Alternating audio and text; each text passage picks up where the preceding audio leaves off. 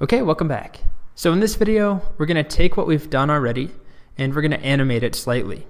So eventually what we want to happen is that for every key I press, we get a circle in a random location with a color, and that color animates slightly. And we also get the size animation. So I don't know if you can pick up on the color changing, but it's pretty slight. We're just adding a little bit to the hue. But either one of those will do for us to start. We're going to start actually by just changing the color of these circles. And we're actually going to start simpler by just changing the color of one circle. So not all of them, that will come later. So if we go to Paper.js, we go back to tutorials, and you look at animation at the bottom. First thing that you can do is take a look at some of the examples. So here's an example, and you can see it's really, really simple actually to do the animation. What we do is we define something, in this case a rectangle, in our case it will be a circle, and then there's this on frame, and whatever code we put in here will run on every frame of the animation. So in this case, every frame of this animation, we're rotating that rectangle 3 degrees. Or in this case, which is what we're going to use, every frame we're adding 1 to the hue of this circle that we defined up here. So let's try this out. Let's go ahead and make a new circle, not inside the key down, so this will just always be there when the page loads. So we'll call it var animate circle equals new path dot circle, and we'll have it be new point. And let's make this circle at 300, 300. And the radius, let's make it larger, 100, just like that. And then we'll do animated, and let's call it animated circle rather than animate dot fill color. And let's set it to be red to start, just like that. Great. So it's not going to be animated yet, but if we refresh, we get one big circle, and then every time I hit a key, we get smaller circles that are random. Now we need to add in our animation. And it's really simple, as we saw, function on frame, and we can pass in or accept this event argument if we wanted to do something with each frame, if we wanted some data about it. We don't actually need that. And then all we'll do in here is do animated circle dot fill color dot hue plus equals 1. And this is straight from that example. So every time animation requests a new frame, which isn't up to us, so we're not deciding the frame rate, how often this code is called. Just anytime there's a new frame, which Paper.js takes care of, we're adding 1 to the hue of our animated circle. Let's refresh, and there we go. So really, really simple to do that sort of an animation. We can also do animations though, where we're changing position of something. And that is a little bit more complicated. This one happens to be even more complex, this example, because they're not just animated something from one point to another point, and it's also not accelerating evenly. So it's a little more complex, but it's still only a few lines. Here's another example of moving things. Some other animations. What we're going to do though is use something they don't show on the examples here that I spent a little bit of time digging into the docs. What we want to do is just scale each one down every frame. So what we do is basically when I press a key, we make a circle that, let's say it starts out as 300 by 300, or 300 radius, excuse me. When I hit that character, every frame we're shrinking it a little bit by basically scaling it by 0.99 or 0.98, I forget the exact number, but we're multiplying it by a smaller size every frame, and it just shrinks and shrinks until it disappears. So I'll show you how that works. Let's go back to our code. We have this circle still animating. And inside of on frame, rather than just adding 1 to the hue, what we'll do is do animated circle dot scale, which is a method that I found, and we can multiply it by any fraction that we want. If we just leave it at 1, it will stay the same size, so we won't actually see it. But if we do something like 0.9 and we refresh, There we go.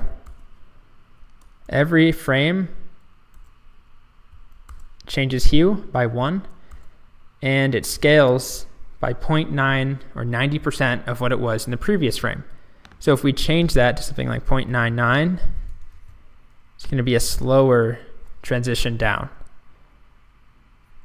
And if we change it to something like 0.5, it's going to shrink very, very quickly.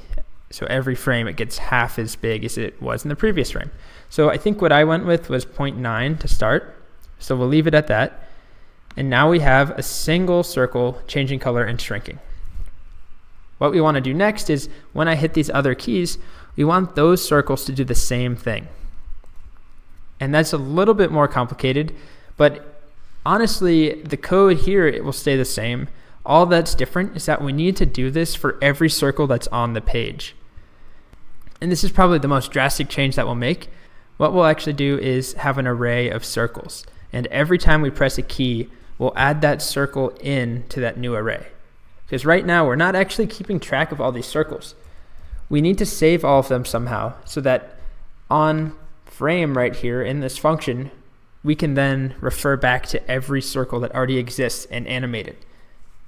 So we'll keep this code, but what we'll want to do is loop through an array that doesn't exist. So we'll just call it circles. So for var I equals 0, I is less than circles.length, I++. What we'll want to do is do circles I.fillColor.hue. So we'll just start with the fill color just at the very beginning. So I'll just copy this line. So it's not going to work yet because circles doesn't exist. But the idea is that on every frame, we loop through all circles in this array, and we add one to each one's hue every frame. And you might think that that's pretty intense, and it is. It's a lot of stuff happening, but Paper.js takes care of it. But we'll also be adding in a small optimization towards the end. So I'll show you what I mean in a future video. But for now, this is what we'll do. And all we have to do now is actually add this circle that we're making into the circles array. So we can define that array, var circles is an empty array to start. And then when you press a key, on key down, we'll just do circles.push this new circle. Circles.push this new path.circle at this random point. Right now we have radius of 10, and we're setting the fill color as orange. So we're just pushing that circle that we already had into this circles array. And then we're updating every circle. So there might be one circle, there might be 20 circles, there might be 100 circles at any given time. We loop through all of them and add one to each hue. And if we take a look right now and I refresh, it doesn't quite work yet. And this brings up a really interesting point about how push works. So if I open the console, it tells me cannot read property hue of undefined on line 24, which is right here. So it's not, somehow it's not reading that hue property of fill color. It's saying fill color doesn't exist. So let's do a console.log circles I, and you'll see what the problem is. If I open this up, it stopped because we hit an error, but we actually added orange, the string, into the array, not the actual new circle. And that's because what we're pushing in is not just a new circle, we're making the new circle and then we're setting the fill color to be orange. So the last thing that was returned was the string orange. So the end result is that we're just pushing in orange every time, which is not what we want. So we'll make a new variable. We'll call it var new circle. And then we'll do new circle.fill color separately equals orange. And then we'll push in new circle. So rather than editing this out, I do think it's an important error to see. Totally caught me off guard for a moment there, but it's important to understand how that works, where we have those chained methods on top of one another, where we had path.circle and then .fill color equals orange. When we just added that whole thing into the array with push, we were just adding orange in. So we need to fix that. So hopefully this does it, and actually I know it does, but if we refresh and take a look, now I add in new circles, randomly placed, and they all animate. The hue animates at least. Perfect. Now let's update this to work with size. So it's actually just this exact same line that we have here. I'll get rid of our console.log, except we want circles I. Okay, so before I show you if it works, let's just review what we did. So when you hit any key, we add in a circle at a random point. So we make a random point, we make a new circle with that random point, 10 pixel radius, and let's actually change that to match what we have in the solution, which is 500. And then we're setting the fill color to start as orange, which will change eventually. And then we push that into an array called circles. Then, every time a new frame is called, every animation frame, we're looping through all circles. And for each one, we're adding 1 to the hue, and we're multiplying the size of the scale by 0.9. So we're shrinking it just by a tiny bit every frame. But there's so many frames that it actually shrinks pretty quickly. And we can get rid of our animated circle now that starts on page load. We'll just start with a black screen, and then when you hit a key, we add a circle. So let's try it. There we go. So this is almost exactly the same as what we have here, minus the sound. One big difference is the color. So every key has an assigned color here. So Q is this blue, P is a darker blue, F is a gray, R, so on. R is a purple. Right now here, we're setting everyone to start as orange and then changing the hue. So we will need to fix that, but I'm gonna wait to do that until we add in sound. So we're done for now. There is a small optimization that we'll make at the end, because right now, we're never removing those circles from the circle array.